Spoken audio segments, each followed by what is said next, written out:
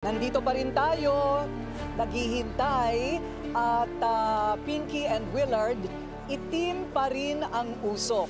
Fumata Nero sa Italia. Itim ang usok na lumabas sa chimney ng Sistine Chapel ngayong umaga na dapat ay nakatakda ng alas 10:30 ng umaga.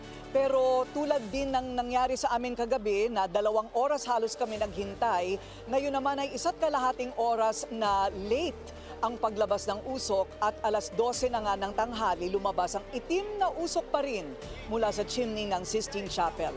Ang ibig sabihin nito, tulad ng sinasabi natin itong mga nakarang araw, ay ang ibig sabihin wala pang nakakakuha na iisang pangalan ng 2/3 vote sa mga kardinal na mga kandidato. Kailangan ng mga 89 votes mula sa 133 na mga botanteng kardinal para ikaw ay mahirang na Santo Papa. Mayroong 2 botohan dapat ngayong umaga, isa ng 10:30 at isa ay 12:30. So ngayon na late lumabas ang usok ng unang botohan. Palagay ko maya-maya pa lamang ay magkakaroon pa muli ng botohan na lalabasan pa rin ng usok. So, aalamin natin kung ano ang mangyayari sa kabuuan ng araw dahil sa mamayang hapon may 2 botohan pa na nakalaan para dito nga sa kanilang pagpili ng bagong Santo Papa.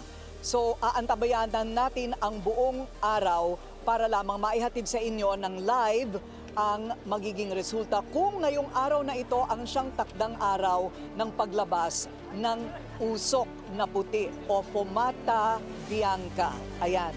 So, sa araw na ito, tulad ng kagabi, ay napakaraming tao, halos hindi makahulog karayom ang kabuuan ng St. Peter's Basilica.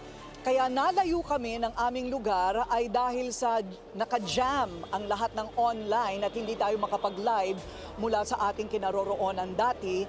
Kaya't lumayo tayo ng medyo mahaba-habang mga metro mula sa Basilica.